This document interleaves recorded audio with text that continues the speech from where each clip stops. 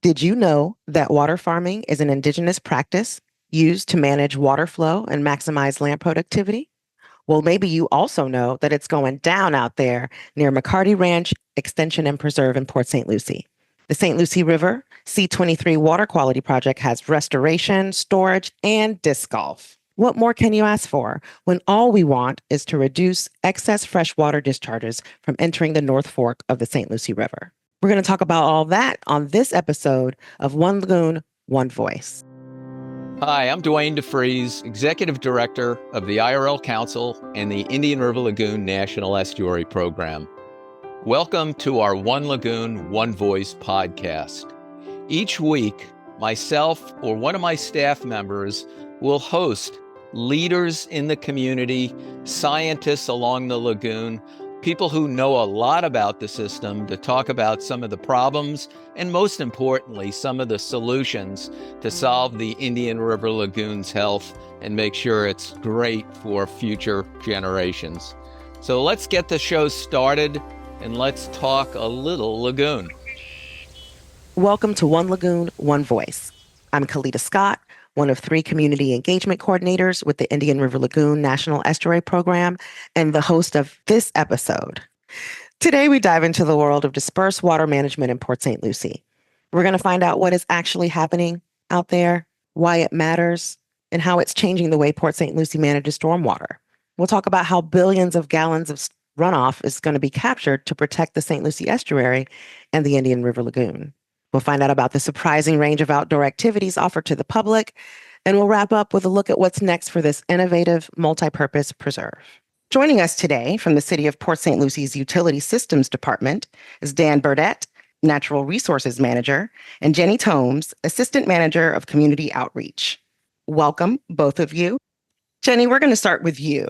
Something I love is that you created a superhero called Water Woman. Tell us a little bit about that and how that plays into your role over there at Utility Systems Department. Yes, of course. This was certainly not on the job description, but because I'd been working in the community and, these kids have kind of seen me time and time again, it was just me, as Jenny going. And, I think everybody loves a superhero. So I sort of created this character called Water Woman who wears shiny pants and rain boots and has a cape and has a utility belt that has a water bottle on it, of course, a reusable water bottle, plus a drain snake of truth. As Wonder Woman. I guess I'm a Wonder Woman ripoff, but she does such good work and I was inspired by her. So I thought Water Woman would be perfect. But I created the logo, but her motto is to protect and conserve.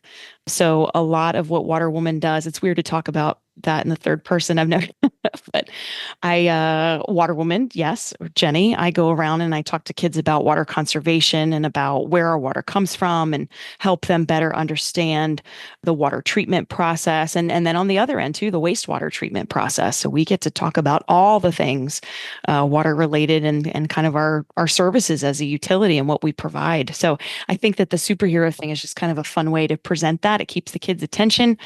They look at me, I'm literally sparkly. So they they listen to what I say. It's a good tool to use if you need somebody's attention. Just wear a costume. Awesome. I love Water Woman, and Thank you. Loved meeting and engaging with you in the work that we do. And you've introduced me to one of my new buddies, our other guest today, Dan Burdett, who's the Natural Resources Manager. Dan, tell us about your journey here and your many years with the City of Port St. Lucie. Well, first of all, thank you for having me on the podcast. This is great. It was great visiting with you today. I'm actually transforming into a new role here. I'm acting superintendent over the water treatment plants, the maintenance division, and the McCarty Ranch division.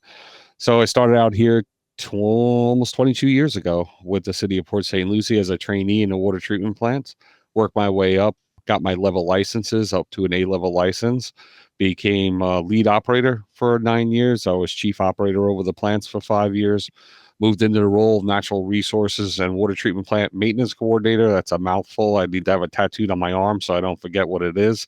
And now I'm slowly moving into my new position, which I've been acting since January. And that's the superintendent over the plants. So I've got this fun fact. I think Jenny was the one who shared it with me, but the 1979 James Bond movie, Moonraker, was filmed right here at the North Fork of the St. Lucie River because it looks like the Amazon. Now, specifically because it was untouched. But here we are in 2025, and you know the saying, more people, more problems. Now, we're going to talk a little bit about the historical context of the St. Lucie River and the C-23 canal. Dan, if we can go back in time, can you tell us why we need canals? Well, canals naturally filter the water as it goes down. The original intent of Lake O was there was canals, Finger Lakes, everything like that, that actually went down to the Everglades, right? The Everglades are a natural filter as everything naturally filters down. However, you said with the population that we've had booming over the years, a lot of those canals and rivers and lakes, they've all gotten diverted, overtaken, whatever it might have been. So now the new thing is capturing this water, right? Trying to get the water to go to where we want it to go, not flood neighborhoods, not have fish kills, red algae problems, all those issues that we've had in the lakes and the streams before. And I don't think a lot of people remember old Florida, one lane roads, kind of quiet little neighborhoods, things like that. And then the big thing is when you came into the state of Florida, right? What did you see? Orange groves everywhere, right? There was orange groves everywhere. There was these farmers that were taking the water out of the canals and actually using it for irrigation, right? But that has changed. Florida has changed over the years, right? And what we want to do is preserve the way it used to look.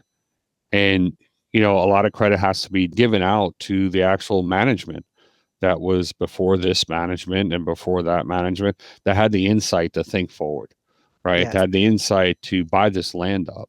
And let's say we're going to buy this land and we're going to keep it natural and we're going to take water from this canal and put it into here. The foreshadowing and the planning, advancing, the changing in policy is all something that needs to be brought to the forefront. And that's what the most important part is to think about, is that you have leaders, you have teams, you have people that are willing to put forth that effort and actually make a difference and keep Florida natural as much as we can. And Jenny, you can share a little bit about how that planning by those leaders have essentially taken advantage of the growth that's happening here. Because with more people that live here, that means more taxpayers, that means more money to do these very important things. Can you share a little bit about that piece of the government making those decisions? It's also about now you're building ambassadors, right? And that's a big part of my job. And I know that's what you do too, is that community engagement piece, because the people are not slowing down. I think what City of Port St. Lucie's up over 250,000 people now, population. Mm-hmm. I think build out is maybe 350. I think. So we're getting there pretty quickly. We've got plans to build a fourth water treatment plant on Rangeline Road, pretty close to the water quality project that we'll be talking about here soon. But like what Dan said, behind tradition, what are you doing back there? There's nothing back there. There is now. My goodness, Glades Cutoff Road. There's Copper Creek is back there. Wilder just built a huge community back there. I mean, if you build it, like they will come, right? So that fourth water treatment plant, I think we thought we had way more time. Dan was talking about the leaders and management before us. I mean, they had a 50-year plan in place, and now we're kind of starting to see the ripples of that. 50 years seems like so long from now, but it's actually really not, like it's getting upon us, right? So there's that fourth water treatment plant. We thought we had 10 years to build it. It's 5 years. So now it's going to be constructed by 2030. And again, it's to make sure we can continue to provide drinking water to all the folks that are moving here, because we are not quite at capacity, but we're getting there. We're getting there, and we have to provide those services. So like Dan said, but like the forethought, right, and the foreshadowing that those leaders before us had was really, it's exciting. It's kind of like, you have a crystal ball and, you can kind of predict the future, but they really nailed it on this one, because what the things that they've put in place are really going to set us up for success with all that future growth. You're right. And Port St. Lucie is growing fast.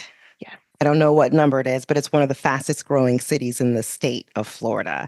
And I bet those leaders are glad that they purchased about 3,107 acres of that largely old Florida pine land back in 2012 and subsequent years because of the demand that the city's been experiencing. So with over those 250,000 residents, it seems that this restoration and storage project couldn't be more timely. So let's talk about McCarty Ranch Preserve. What's actually happening and how did we get here today? Jen, what do you think? It's complicated. So City of Port St. Lucie Utility Systems Department purchased the McCarty Ranch Preserve area in 2012. And the reason we purchased it is because there are huge lakes on that property. And we both talked about, Dan and I talked about the leaders, years ago who were like, we got to figure out a way to keep providing water for all of these new people moving here. Years and years from now, we need to make sure we still have water for them because we pull our water up out of the ground. We can only pull so much from wells. We need to start looking at surficial water options. So that property was purchased because of those huge lakes out there. Now, side benefit, it's open to the public and there are lots of parks and recreation opportunities out there too. So what a lovely partnership between us and Parks and Recreation that we can host events out there. You can camp, you can do all these amazing things out there. But ultimately, it was purchased for future water resources. A couple years later, to the south of that property, we purchased the McCarty Ranch extension. Now, that is right perpendicular to the C-23 canal. So again, looking for future water resources, that piece was purchased. And again, it was actually meant to be, as much as it's an old fallow citrus grove, they had these canals kind of already built in. They had, irrigation and they had these pump houses and they had these things. And it was so close to the C-23 canal. So that property was purchased. And it's weird because in between those two properties is a huge gap. And we don't have all of that, right? There are other things going on in between it. So that's why it just gets complicated because there are two very separate pieces. The preserve is open to the public and open to people, whereas the extension is closed to the public. There are work trucks and things that go in and out of there, but it is absolutely closed to the public. But that water quality project, and again, because it is right there near the C-23 canal, it allows us to pump water in from the C-23 canal once it reaches a certain level. That project also allows us to capture rainfall on the property. So right now, we're not using that water for treatment purposes. What we're doing is we're able to hold that water. Each is a reservoir. So that water is pumped into each of these areas and it naturally just percolates into the ground. So it's recharging the aquifer, it's recharging the water table. Now, eventually we'll tap into it. Eventually, we may need it for drinking water purposes, but for right now, we're keeping it and we're sort of storing it, not forever, but it's allowing it to kind of percolate back down into the ground. Now, everyone doesn't get the pleasure to take the tour like I did with my wonderful tour guides, Dan and Jenny. But you were talking about the AG1. There are 5 of those currently there. They're huge, huge areas, reservoirs. But then we're talking about another area 7A and 7B. So tell us about what's happening with that. So right now it's in the preliminary stages of going out to bid, getting the actual architectural drawings for everything. But that's going to be at the preserve area. Okay. That's where 7A and 7B is going to be at. Obviously, we start with 7A, then we move our way up to 7B. 7A is going to be 234 acres. And we're looking to capture about over 1 billion gallons in that area. They're going to be a little bit taller than the ones we have also. Right, it's more of a retention area of where we can keep more water, right? There's retention ponds, detention ponds. So there's different ways when you talk in stormwater, and I won't bore anybody with that because that's a long class and I'll put people to sleep. So we'll just keep it as light as we can, But those areas over there, like Jenny was saying, they are 2 very separate properties, but they are connected by this little sliver of land where they kept an idea of keeping it. That's what we call the Herman Canal.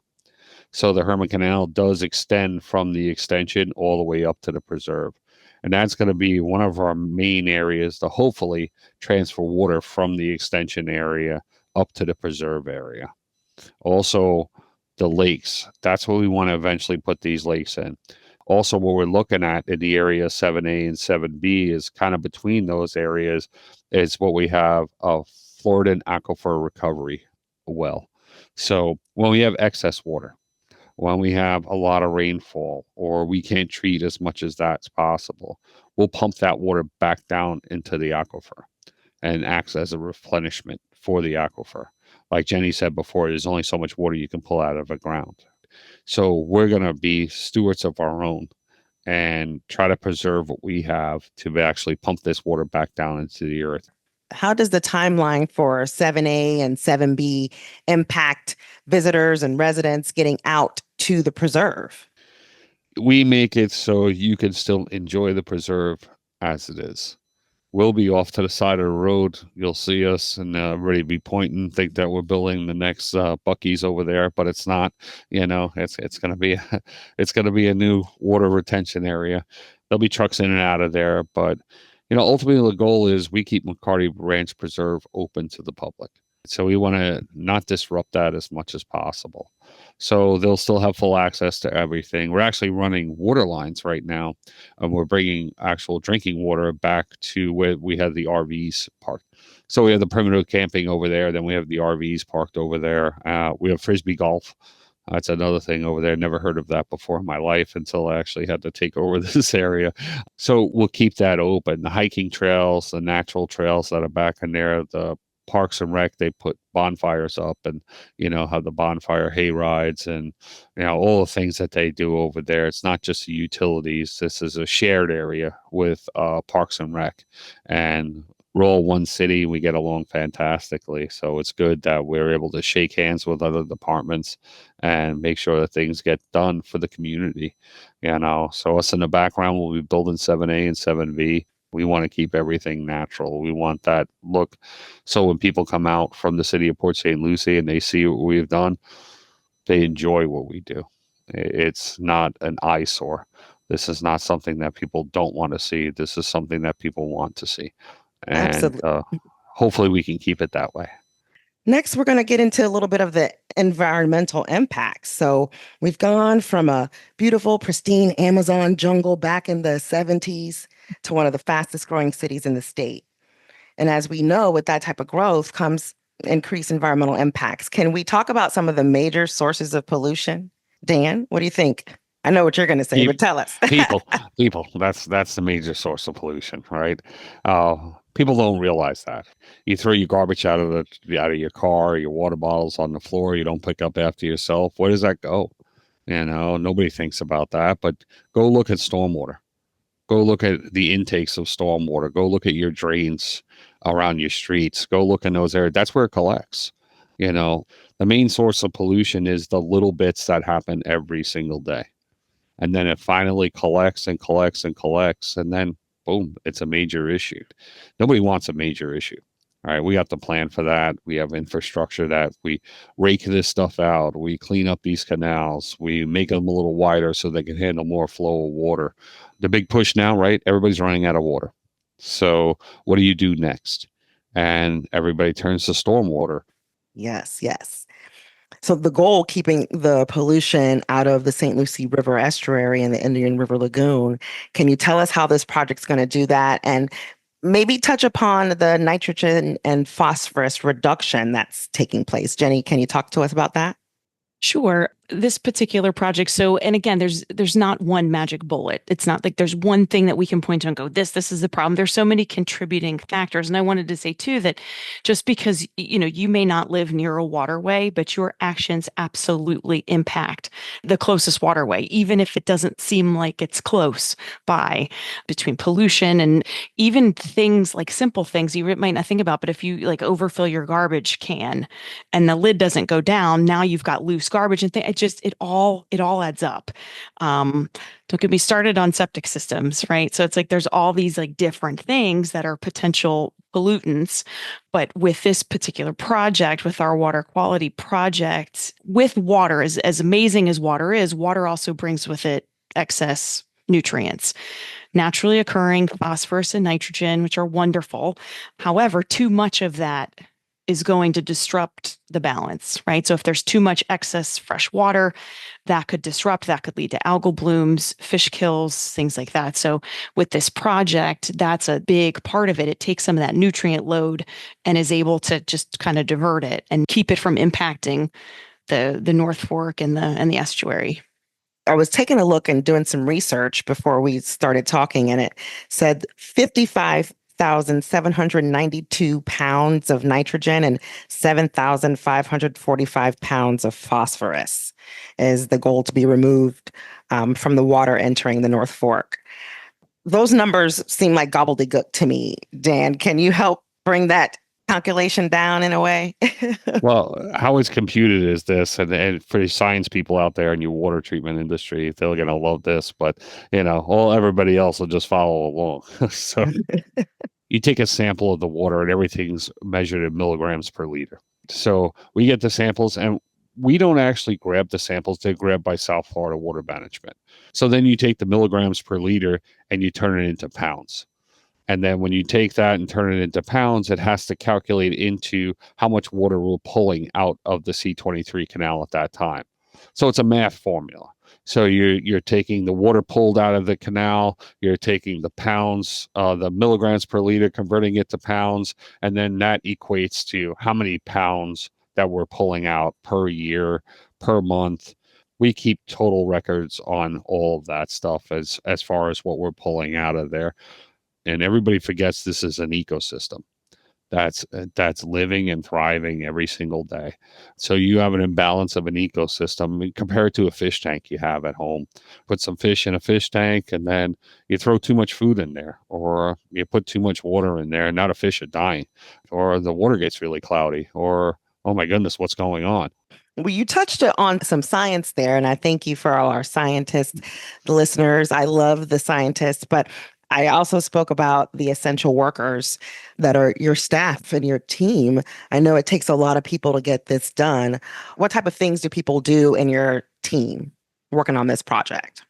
Well, like I said, I come from the water treatment end of things. So water treatment, stormwater treatment, they're kind of handshaking at this point, right? Because where are we getting our water from? We draw it from wells. Right here at the city, we draw everything off of wells. We're not a surface water plant yet. That's the eventual what we'll be going to. But the team I work with is a group of 6, 7 talented mechanics. These guys are fantastic. They work hard. They work very hard at what they do. So we actually maintain all the treatment plants. So it's only like a side thing that McCarty comes into play. And I tell you, I can't thank them enough for everything that they do. Well, I'm going to do my part as a Fort Pierce resident and a St. Lucie County taxpayer. I'm going to make sure that I get out there. I've already taken that seemingly long ride west of the preserve to ride my bike. That's not that long. Come on. I know it just seems long. It seems long, but I'll tell you that it's worth it. There's a big lake out there with a gator. It's a treat.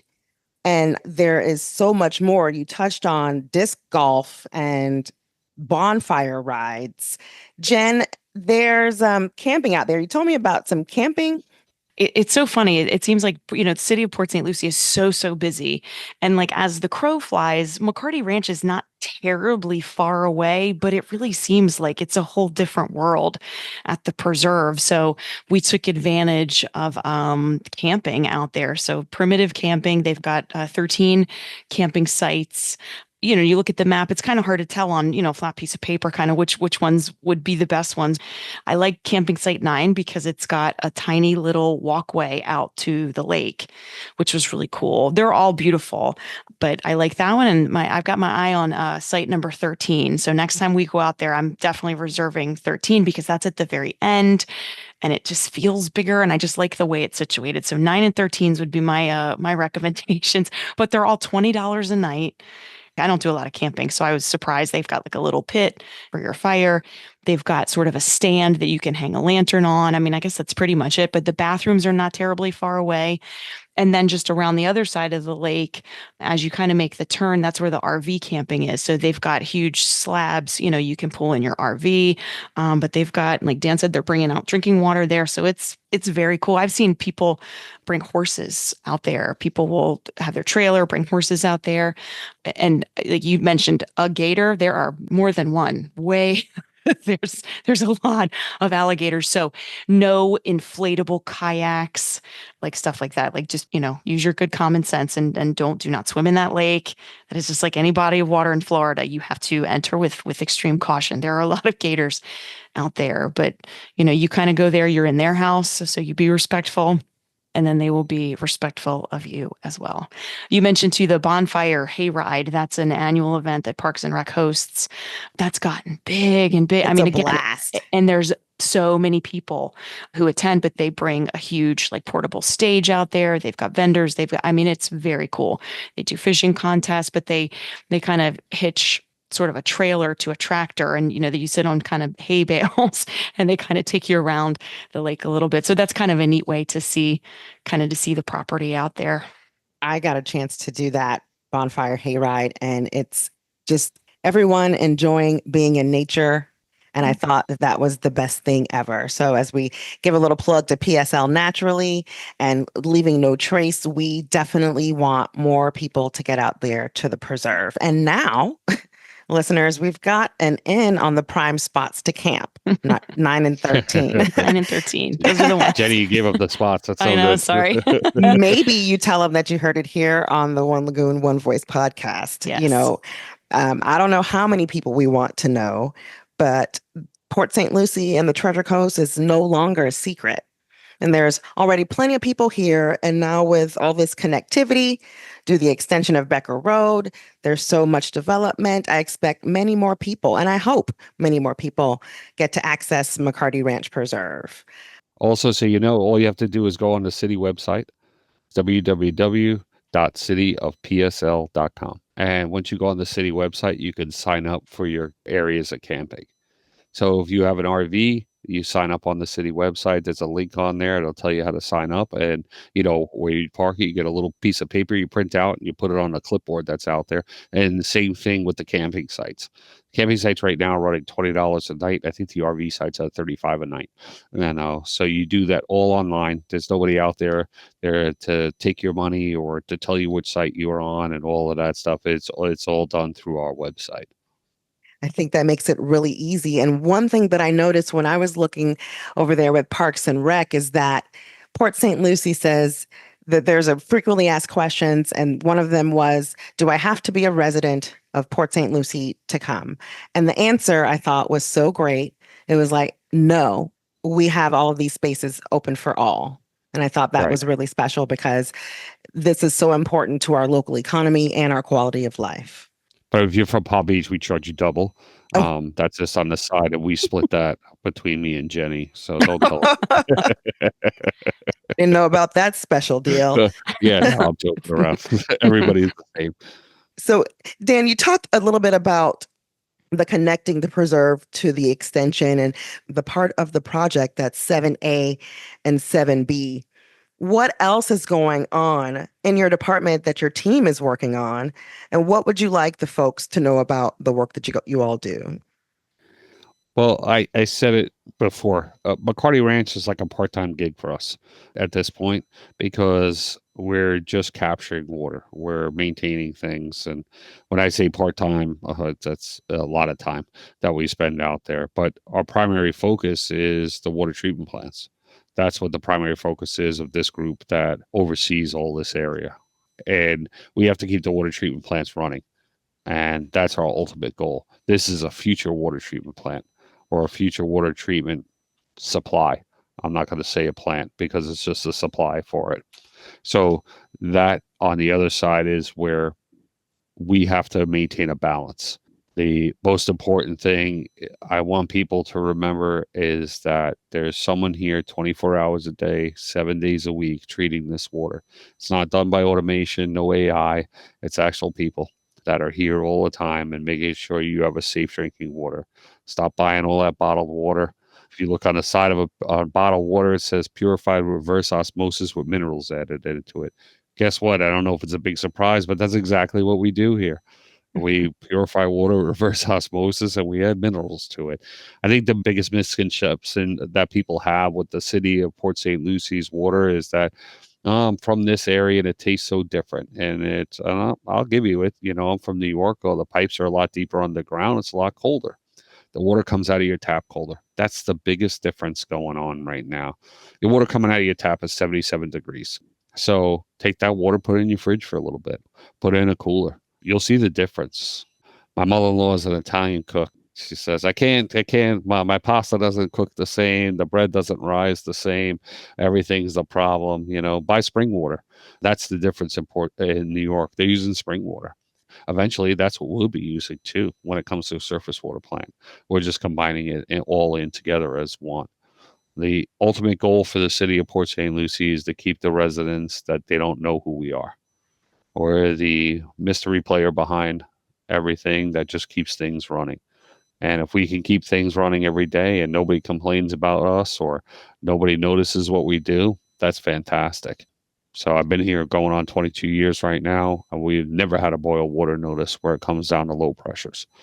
And it's not me, it's not Jenny, it's not anyone, but it's all together as a team that we make this happen. And it's a big team we got over 300 employees, I think. Thank you, Dan. I feel really confident that with you in charge and the wonderful staff members. I'm just a cog. I'm not in charge. But you know what? You take ownership of it like it is yours. Mm-hmm. And that is something that as essential workers can get behind. Okay. But if you talk to another person in the utilities, that we're all the same. We all take ownership into what we do. We all have a big pride into what we do, from management all the way down to a trainee. It's everybody takes that role on, and we know that we're stewards for the environment. And that's the important part. Thank you. Jenny, is there anything you'd like to share and that you'd like people to know about the work you do as water woman or any of the other initiatives that are going on in Port St. Lucie?